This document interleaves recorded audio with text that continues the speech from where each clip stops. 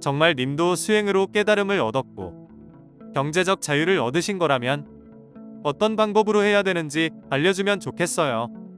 보고 따라하신 시청자분들 중에 한 분이라도 같은 체험을 한다면 증명되는 거죠. 너무 반복되는 같은 내용의 이론에만 치중되어 있어 아쉽습니다.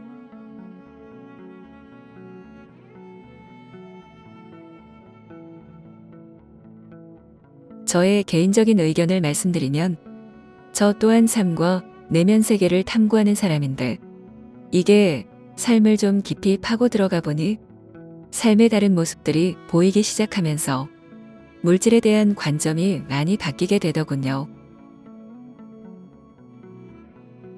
관점의 변화에 대해 설명을 드리려면 너무나 많은 배경 설명이 필요하기에 극단적인 예를 들어 간단히 비유를 해보자면 어렸을 때는 장난감, 인형, 딱지, 구슬등이 나에게는 거의 보물과 같은 것들이었는데 자라서 성인이 되고 보니 그런 것들에는 관심이 사라지게 되는 것과 비슷하다고 할 수 있습니다. 인간의 삶에 있어서 경제적인 부분은 너무나 큰 비중을 차지하고 있죠. 돈과 물질이 지배하는 사회 구조로 이루어져 있기 때문입니다. 돈의 지배력이 워낙 막강하다 보니 대부분 사람들의 의식은 자연스럽게 영성의 결과물들을 돈과 결부시켜 생각하게 되죠. 결론적으로 영성이 돈이 되는가, 영성이 경제적 자유를 가져다 주는가 하는 것에 초점이 맞춰지게 됩니다. 화자는 이미 수도 없이 설명을 했습니다. 영성 이론이 실제화가 되려면 무의식 정화가 일어나야 한다고. 무의식 정화가 일어나기 위해서는 자신의 내면을 깊이 파고들어 비물질 세계의 속성을 완전히 깨우쳐야 한다고. 영성 이론이 계속 똑같은 말만 주구장창 반복하는 것처럼 들리는 것은 그만큼 무의식 정화라는 것이 어렵기 때문입니다. 무의식 정화가 일어나지 않은 상태에서는 모든 방법에 대한 시도들은 다 단순 흉내내기에 그치고 말거든요. 무의식 정화라는 것은 단순히 생각을 바꾸는 문제가 아닙니다. 무의식 정화는 님의 뇌를 완전히 새로 갈아 끼우는 것을 의미합니다. 혼잡하고 뒤틀린 님의 뇌를 날카로운 영성 칼로 도려내고 정제된 영성 에너지로 가득 찬 새로운 영성 뇌를 이식하는 작업입니다. 사람들은 자신의 뇌가 얼마나 혼잡하고 뒤틀린 사고방식과 관점으로 가득 차 있는지 전혀 인지하지 못합니다. 에고의 역할이 바로 망각과 착각을 일으키는 것이니까요. 자신의 본질에 대한 것을 완전히 잊어버리다 보니 당장 눈앞에 닥친 것에만 급급해서 근본적이고 핵심적인 것들은 전혀 쳐다볼 생각을 못하는 거죠. 머릿속에 형성되어 있는 자신의 에고가 어떻게 자신을 컨트롤하고 있는지에 대해 전혀 감을 잡지 못합니다. 본질과 근원에서 계속 멀어지도록 에고는 끊임없이 혼잡한 에너지 쪽으로 유도를 해나가기 때문입니다. 영성 이론의 핵심은 how, 방법적인 측면에 있지 않습니다. 영성 이론의 핵심은 why 라는 태초의 원인, 이유를 집요하게 파고 들어가는 데 있습니다. why를 계속 파고 들어가면 마침내 자신의 본질과 근원을 마주하게 되고 본질과 근원을 통해 완전히 새로운 영성 에너지를 얻어 무의식 정화가 일어나서 혼잡한 뇌를 정제된 뇌로 갈아 끼우게 됩니다.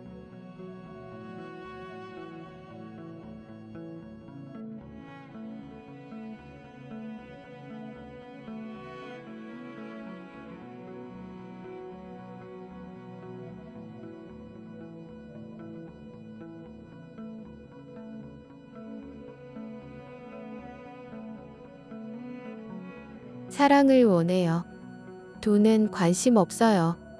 내 자신을 사랑하면 사랑도 따라온다는데 노력해도 바뀌지 않는 거 보니 영원히 풀 수 없는 난제 같아요.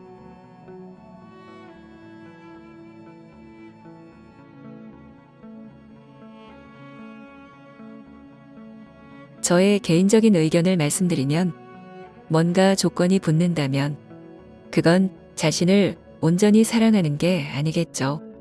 사랑이라는 건 아무런 조건 없이 있는 그대로를 이해하고 포용하는 것일 테니까요. 자기 사랑에 대한 화자의 동영상들을 잘 살펴보시기 바랍니다.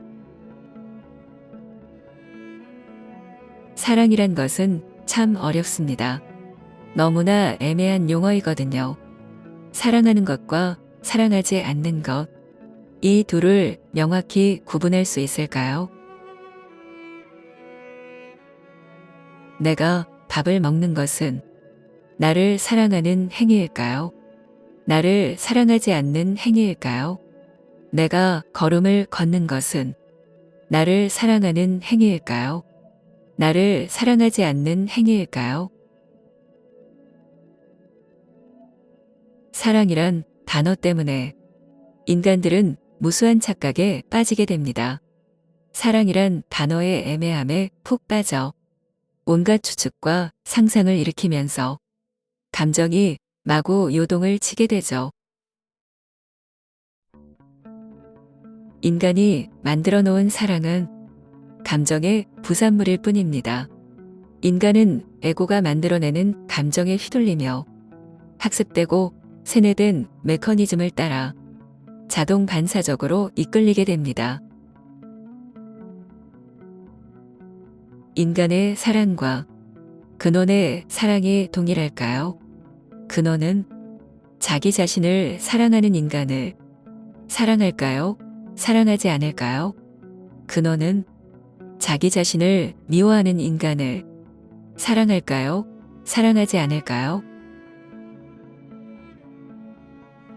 근원은 다른 사람과 사랑에 빠진 인간을 사랑할까요?